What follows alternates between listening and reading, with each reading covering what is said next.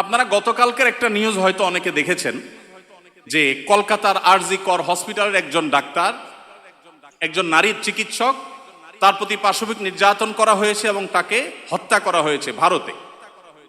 এটার প্রতিবাদে ঢাকা ইউনিভার্সিটিতে একটা আয়োজন হয়েছে 16 আগস্ট রাতে, এবং সেই আয়োজনে বর্তমান অন্তর্বর্তীকালীন সরকারের একজন উপদেষ্টা, সমাজ কল্যাণ উপদেষ্টা, তিনি উপস্থিত হয়েছেন। এস মুর্শিদ ওনার নাম। তিনি সেখানে উপস্থিত হয়ে তাদেরকে বলেছেন যে তোমরা কিছু দাবি দাওয়া পেশ করো, কিছু দাবি দাওয়া দাও তোমরা, যে দাবি দাওয়াগুলো বাস্তবায়নের জন্য আমরা ঝাঁপায়ে পড়ব। তিনি প্রকাশ করছেন যে আমরা ঝাঁপায়ে পড়ব তোমাদের সেই দাবি দাওয়া বাস্তবায়ন, তোমরা সেগুলো দাও। দাবি দাওয়া তো রেডি ততক্ষণে, তিনি দিতে বলছেন এবং বলছেন যে ঝাঁপায়ে পড়ব আমরা। এবং তিনি আরো কিছু কথা সেখানে বলেছেন, আমি সেগুলোতে আর যাচ্ছি না। তার পুরো কথার খোলাসা হলো যে পুরা তার কাছে যে সরকারি শক্তি আছে, তার পুরো ডিপার্টমেন্ট ঝাঁপায়ে পড়বে সেগুলো বাস্তবায়ন করবার জন্য। শুধু তাদেরকে উৎসাহ দিচ্ছেন, তিনি অনুপ্রাণিত করছেন যে তোমরা সেগুলো দাও। তারা দিয়েছে। তারা কি দিয়েছে? 13টা দফা বা দাবি দিয়েছে। এই 13টা দফা দাবির ভিতরে আমি যদি একটু পড়ে শোনাবার চেষ্টা করি, এর ভিতরে একটা দাবি ছিল 3 নম্বরের, সেটা হলো ধর্ম, গোত্র এবং বর্ণের ঊর্ধ্বে গিয়ে প্রতিটি লিঙ্গের মানুষের সম্পত্তিতে সমান অধিকার দিতে হবে। এটা আমাদের প্রচলিত আইন বিরুদ্ধ যেমন, তেমনি এদেশের সংখ্যাগরিষ্ঠ মানুষ মুসলমানদের কোরআনে কারিমের সুস্পষ্ট বিধানের হুবহু বিপরীত। এর আগে বিভিন্ন সরকার যেটা চেষ্টা করেছে, করতে পারে নাই। এখন বৈষম্য দূর করবার নাম দিয়ে কলকাতায় হয়েছে কি, আর তারা দাবি করছে কি? কলকাতায় হয়েছে একজন নারী চিকিৎসক পাশবিক নির্যাতনের শিকার হয়েছেন, তাকে খুন করা হয়েছে। পৃথিবীতে মুসলমানরা নারীদের অধিকার নিয়ে যখন কথা বলেছে, তখন আজকালকার নারীবাদীদের জন্ম হয় নাই। মুহাম্মদ সাল্লাল্লাহু আলাইহি সাল্লাম যখন নারী অধিকার নিয়ে কথা বলেছেন, তখন এই নারীবাদীদের 14 গোষ্ঠীর কারোর জন্ম হয় নাই। যেখানে মেয়ে হিসেবে জন্মগ্রহণ করলে জীবন্ত পুঁতে ফেলা হতো, যেখানে মেয়ে হিসেবে জন্মগ্রহণ করা অপরাধ ছিল, সেই সমাজে নারীকে শুধুমাত্র মুক্তই করেননি নবী সাল্লাল্লাহু আলাইহি সাল্লাম, শুধুমাত্র মৃত্যুর হাত থেকে রক্ষাই করেননি, নারীকে আকাশের উচ্চতায় তুলে দিয়ে গেছেন। কোনো বাবা মা যদি 2টি কন্যা সন্তানকে সঠিকভাবে যথাযথভাবে লালন পালন করে, তার জন্য জান্নাতের গ্যারান্টি দিয়েছেন। তার বিপরীতে 1 ডজন ছেলে সন্তান পালন করলেও এই সুসংবাদের কথা নবী সাল্লাল্লাহু আলাইহি সাল্লাম বলেন নাই। তো সেই মুসলমানদেরকে যদি নারীদের অধিকারের সবক শুনাতে আসা হয়, তো সেটা দুর্ভাগ্যজনক বিষয় ছাড়া আর কিছুই না। ভাইরা আমার, এখানে আপনারা দেখতে পাচ্ছেন হয়েছে একজন নারী চিকিৎসকের প্রতি জুলুম নির্যাতন, সেটার প্রতিবাদ হবে। কিভাবে তার জুলুম থেকে রক্ষা করা যায় সেটা বলা হবে। দাবি হচ্ছে কি দেখেন, প্রায় সবগুলো দাবি সম্পূর্ণ অপ্রাসঙ্গিক। তার মানে একটা সুনির্দিষ্ট এজেন্ডা বাস্তবায়ন করবার জন্য ইচ্ছাকৃতভাবে অপ্রাসঙ্গিকভাবে এই সমস্ত দাবিগুলো তারা তুলে আনছে। এর ভিতরে একটা হলো, দেখেন যেটা বললাম, ধর্ম, গোত্র, বর্ণের ঊর্ধ্বে উঠে, মানে কোরআনের বিধানকে সাইডে রেখে বাদ দিয়ে সকল লিঙ্গের মানুষের সম অধিকার। এখানে একটা জিনিস দেখেন, সকল লিঙ্গের মিনিংটা কি? সকল লিঙ্গ মানে কি? নারী পুরুষ? জি না। মূলত সমকামিতার কথা সরাসরি না বলে এই যে সকল লিঙ্গ, তারপরে যে আপনার জেন্ডার ডাইভার্সিটি, জেন্ডার বৈচিত্র্য, লিঙ্গ বৈচিত্র্য, এগুলো সবগুলোর মিনিং হলো যে এখানে তারা সমকামিতাকেও একটা লিঙ্গ হিসাবে, সমকামীদেরকে একটা লিঙ্গ হিসাবে, ট্রান্সজেন্ডারদেরকে একটা লিঙ্গ হিসাবে এখানে প্রবেশ করাচ্ছে, সরাসরি বলছে না। তো যাই হোক, এখানে কোরআন কারীমের আয়াতের বিধান থেকে আমাদেরকে, সারা দেশের মানুষকে সরে আসার জন্য আহ্বান করছেন। এই দেশে ছাত্ররা বৈষম্য বিরোধী, কোটা বিরোধী আন্দোলন করেছে কি কোরআন কারীমকে পরিবর্তন করবার জন্য? কোরআনের বিধানকে উল্টাবার জন্য মুসলমানরা রক্ত দিয়েছে? কিন্তু তারা তো সে দাবি করছে। আমাদের ছাত্রদের, আমাদের মুসলমানদের রক্তকে তারা কিসের বিনিময়ে বিক্রি করছে দেখেন। দ্বিতীয় দাবি দেখেন, ইউনিফর্ম ফ্যামিলি কোড চালু এবং তার বাস্তবায়ন করতে হবে। এটার সহজ কথা হলো যে মুসলিম পারিবারিক আইন যেটা আছে এটা তুলে দিতে হবে, এবং তারা যে সমাজ চায় সেই সমাজ সোজা কথা বাস্তবায়ন করতে হবে, যেটা এই দেশের সংখ্যাগরিষ্ঠ মানুষের চিন্তা, দর্শন, মূল্যবোধের পরিপন্থী।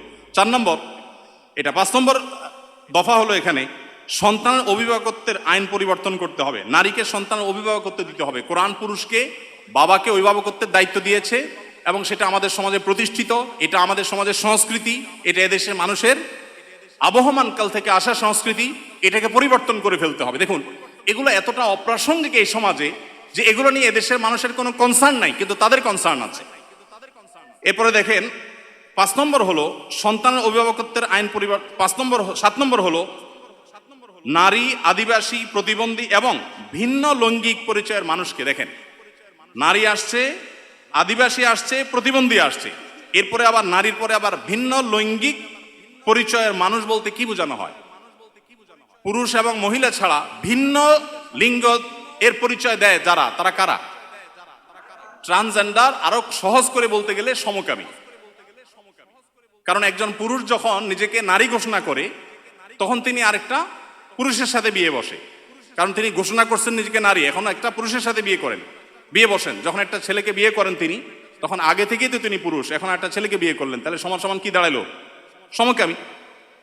তো এই সমকামিতা এদেশে মানুষকে গিলানো সহজ হবে না, সেজন্য এই সমস্ত শব্দের মায়ের পেশ তারা দিচ্ছে। আপনি দেখেন প্রতিটা দফায় হয়েছে কলকাতায় কি আর তারা দাবি করছে কি।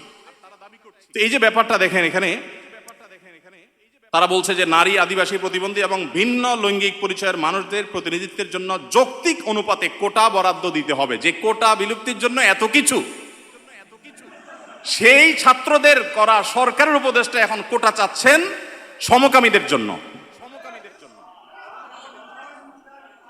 বলেন,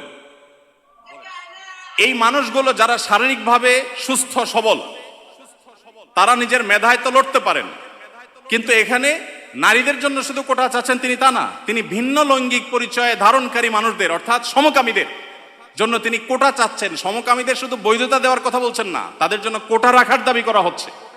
আচ্ছা দেখেন, এরপরে আমরা দেখতে পাচ্ছি যে 8 নম্বর যে দাবি, সে দাবিতে লেখা আছে যে বলা হয়েছে যে 1860 সালের গর্ভপাতের আইন বাতিল করতে হবে, নারীকে গর্ভপাতের পরিপূর্ণ স্বাধীনতা দিতে হবে। মানে জেনা ব্যভিচার হবে, অসামাজিক কার্যকলাপ হবে, মনে চাইলে গর্ভপাত করবে, এই বিষয়গুলো ইজি করে ফেলতে হবে, সোজা কথা। তো গর্ভপাতের মাধ্যমে যে ভ্রূণ হত্যা করা হয়, এটা কি হত্যা না? হত্যা না। তো মানবতার ধ্বজাধারীরা দাবি করছেন কিসের? যে একটা মানব ভ্রূণ হত্যা করার অনুমতি দিতে হবে, স্বাধীনতা দিতে হবে। এ দাবি করছেন কারা? মানবতার সবক দেয় যারা আমাদেরকে সকাল বিকাল, তারা। ভাইরা আমার, এরপর আপনি দেখেন কলকাতায় ঘটেছে কি, একজন নারী চিকিৎসকের উপরে জুলুম হয়েছে, আর তারা চাচ্ছে কি যে যে কোনো নারী যে কোনো জায়গায় গর্ভপাত করতে পারবে, পারমিশন চাচ্ছে। তার মানে যত রকমের অবৈধ সম্পর্ক আছে, জেনা ব্যভিচার আছে, এগুলো করে যাতে কারো টেনশন করতে না হয়, সে রাস্তা যাতে সুগম হয়, সেটা তারা চাচ্ছে। কলকাতা হয়েছে কি আর তারা দাবি করছে কি? আচ্ছা, এরপরে দেখেন 9 নম্বর দাবি করেছে তারা, নারী এবং লৈঙ্গিক বৈচিত্র্যের মানুষের জন্য সমান কর্মসংস্থানের সুযোগ দিতে হবে এবং নিরাপদ কর্মসংস্থানের নিশ্চয়তা দিতে হবে। তার মানে নারী এবং লৈঙ্গিক বৈচিত্র্যের মানুষদের কথা বলা হচ্ছে এখানে। পুরুষ তো আছেই, মহিলা পুরুষের বাদে আবার বিভিন্ন লৈঙ্গিক পরিচয়ের ধারণকারী মানুষদের জন্য কর্মসংস্থানে বিশেষভাবে তাদের জন্য সুযোগ দিতে হবে, পরিবেশ করতে হবে। তার মানে কি নারী পুরুষ ছাড়া আর কি আছে? ট্রান্সজেন্ডার বা সমকামী। যদি আপনি বলেন না আমি এখানে তৃতীয় লিঙ্গ বুঝাইছি, তাহলে তৃতীয় লিঙ্গ বলতে আপনার সমস্যা কি? লৈঙ্গিক বৈচিত্র্য শব্দ বলতে কতগুলো অক্ষর ব্যবহার করতে হয়েছে, উচ্চারণ করাও তো একটু কঠিন। আপনি তৃতীয় লিঙ্গে বলতে সমস্যা কোথায়? হিজড়া বলতে যদি আপনি না চান, না বললেন। তৃতীয় লিঙ্গ তো আমাদের দেশের স্বীকৃত ভাষা, সংবিধানের ভাষা, তাহলে সেটা ব্যবহার করতে অসুবিধা কোথায়? তার মানে এটা তাদের উদ্দেশ্য না। আমি তো দায়িত্ব নিয়ে বলতে পারি এটা তাদের উদ্দেশ্য। তাদের উদ্দেশ্য হলো সমকামী বা ট্রান্সজেন্ডারদেরকে তারা সমাজে প্রতিষ্ঠা করবার অপচেষ্টায় লিপ্ত। ভাইরা আমার, এখনো দেশের কিছুই ঠিক হয় নাই, কত জটিল অবস্থা। এখনো পুলিশ ভালো করে তাদের কাজে যোগদান করতে পারেনি, এখনো স্থবিরতা আছে, স্টাবল হচ্ছে না। সবাই সর্বাত্মক সহায়তা করছে, আমরা সবাই সহায়তা করছি। এই শুরুতে এসেই দেখেন তারা একটা পর একটা দফা দিচ্ছে এবং সেখানে এদের দফার সাথে দফা দেওয়ার জন্য, দাবি দেওয়ার জন্য উপদেষ্টা মহোদয় তাদেরকে বলছেন এবং বলছেন ঝাঁপিয়ে পড়বেন তিনি এই দাবিগুলো বাস্তবায়ন করবার জন্য। এরপরে 10 নম্বর দাবি দেখেন, প্রতিটি ভিন্ন ভিন্ন লৈঙ্গিক পরিচয় পরিচয়ের মানুষের রাষ্ট্রীয় পরিচয়পত্রে তার লৈঙ্গিক পরিচয়ের স্বীকৃতি থাকতে হবে। তার মানে পুরুষ, মহিলা, ট্রান্সজেন্ডার বা সমকামী এটা থাকতে হবে। পুরুষ মহিলা তো আছেই, তাহলে প্রতিটি লৈঙ্গিক পরিচয় ধারণকারী মানে কি বুঝাচ্ছেন আপনি? আপনি বলেন যে পুরুষ, মহিলা, হিজড়া বা তৃতীয় লিঙ্গ, এটা তো হয়ে যায়, কিন্তু প্রত্যেকটা মানে কি? প্রত্যেকটা লিঙ্গ পরিচয় ধারণকারী মানুষের মিনিং হলো এটা। বিগত আমলে আমাদের স্কুলে, এমনকি আলিয়া মাদ্রাসার পাঠ্যপুস্তকে যে পাতায় পাতায়, লাইনে লাইনে, পৃষ্ঠায় পৃষ্ঠায় যে সমকামিতার কুশিক্ষা, এই অপসংস্কৃতি এবং বস্তাপচা সস্তা এই চিন্তাধারা এবং বিকৃত ব্যবস্থাপনাকে যারা এই সমাজে পুশ করার চেষ্টা করছে, আমাদের সমাজে এর বাইরে হাজারটা বিষয় আছে, সেগুলো নিয়ে তাদের কোনো মাথা ব্যথা নেই। আবার সেই একই জিনিসের পদধ্বনি আমরা এখনই শুনতে পাচ্ছি। ভাইরা আমার, 11 নম্বর দাবি ছিল তাদের, সব ধরনের লৈঙ্গিক বৈষম্যকারী আইন বাতিল করতে হবে। সব ধরনের লৈঙ্গিক বৈষম্যকারী আইন বাতিল করতে হবে। ওই যে মেয়েদের, ছেলেদের মিরাসের যে আইন আছে সেটা বাতিল করতে হবে। তারপরে যায়া আপনার সমকামীদের বিরুদ্ধে আমাদের দেশে আইন রয়েছে, আপনারা জানেন, সমকামিতা লিপ্ত হলে 2 বছর কারাদণ্ডের কথা বলা আছে, সেগুলো বাতিল করতে হবে। এই যে দাবিগুলো আছে, আপনারা এবার মিলান যে কলকাতাতে একজন নারী চিকিৎসক, তিনি জুলুমের শিকার হয়েছেন, তার সেই জুলুমের বিরুদ্ধে সর্বকণ্ঠে আমরা শতকণ্ঠে প্রতিবাদ জানাবো, কিন্তু এখানে প্রতিবাদ জানাতে গিয়ে দাবি যেগুলো তোলা হচ্ছে সবগুলো হলো সমকামী এবং ট্রান্সজেন্ডারদের জন্য দাবি। এই যে ষড়যন্ত্র, এটা আমাদের দেশে নতুন না। যারাই যখন আসে, বিদেশিদের টাকা পয়সা ফান্ড পেয়ে তারা সেগুলোকে এই দেশে পুশ করার অপচেষ্টায় লিপ্ত থাকে। তারা জানে না এদেশের ওলামা একরাম তাদের শেষ রক্তবিন্দু থাকা পর্যন্ত এ সকল অনাচারের বিরুদ্ধে তারা কথা বলে যাবেন। এদেশের ওলামা একরাম, এদেশের দিনদার মানুষের কোনোদিন এটা বাস্তবায়ন হতে দিবে না। মালয়েশিয়ানরা যদি সমকামীদের যে সিম্বল, তাদের যে রংধনুর সিম্বল, সেই কালারগুলো, সেই 6 কালার, এগুলো যদি কেউ কোনো পোশাকে, আশাকে, ঘড়িতে, কোনো কিছুতে ধারণ করে, আমি যদি ভুল না বলে থাকি, না জেনে থাকি, তাহলে 3 বছর কারাদণ্ডের কথা বলা আছে।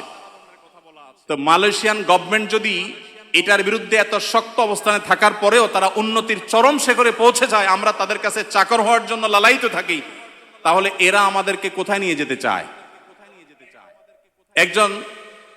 একজন উপদেষ্টা মহোদয়, তিনি বর্তমানে আমাদের প্রচলিত আইন সংবিধানে থাকা জিনিসের বিরুদ্ধে, সবচেয়ে বড় কথা হলো আইন সংবিধানের চাইতেও বড় জিনিস হলো এদেশের সকল ধর্মের মানুষের কাছে ঘৃণিত একটা বিষয়কে সমাজে স্টাবলিশড করবার জন্য রীতিমতো প্রকাশ্যে এখন তারা নেমেছে।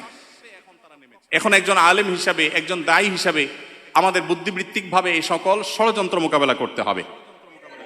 আমরা এদেশের বৈষম্যের বিরুদ্ধে, যত প্রকার বৈষম্য আছে সেই বৈষম্যের বিরুদ্ধে ওলামা একরাম কথা বলেছেন। সবচেয়ে বেশি বৈষম্যের শিকার তো আলেম সমাজের দেশে। আলেমদের চাইতে, দাড়ি টুপি এবং হিজাবের চাইতে বেশি বৈষম্য এদেশে কার প্রতি হয়েছে? আমাদের এই সমাজে শুধুমাত্র এই স্বাধীনতার পর থেকে না, ব্রিটিশ আমল থেকে শুরু হয়েছে। ওলামা একরাম এবং দিনদার মানুষ, তারা এই সমাজের সবচেয়ে নিগৃহীত, সবচেয়ে নিষ্পেষিত। একটা বাজেট ঘোষণার পর বাজেট নিয়ে কেমন বাজেট হয়েছে, বাজেট ভাবনা জানতে চায় বিভিন্ন মিডিয়াগুলো, আপনি জানেন। টকশো যেরকম হয়, অনেক সময় দেখা যায় বাহিরে তারা সাধারণ মানুষের, জনমানুষের বাজেট ভাবনা তারা জানতে চায়। একজন রিকশাওয়ালাকেও জিজ্ঞাসা করে, রিকশাওয়ালা ভাই, এই যে বাজেট সম্পর্কে আপনার কোনো মন্তব্য আছে কিনা? কিন্তু আপনারা অবাক হবেন, আজ পর্যন্ত বাজেট নিয়ে কোনো আলেমের বক্তব্য কোনো মিডিয়া আমার জানা মতে জানতে চাই নাই, যে আলেমদের ভাবনা কি। আলেমদের কোনো ভাবনা থাকতে পারে না? এদেশে 3.25 লক্ষ মসজিদ, 3.25 লক্ষ মসজিদের প্রত্যেকটা মসজিদে যদি 150 করে মুসল্লি থাকে, তাহলে 3.25 লক্ষ মসজিদের ইমাম সাহেবরা, আলেমরা, তারা কমপক্ষে 4 কোটি মানুষের নেতৃত্ব দিচ্ছেন। এত বিশাল জনগোষ্ঠীর মানুষকে ইগনোর করতে করতে করতে করতে আপনারা একেবারে দেয়ালে পিঠ ঠেকিয়ে দিয়েছেন।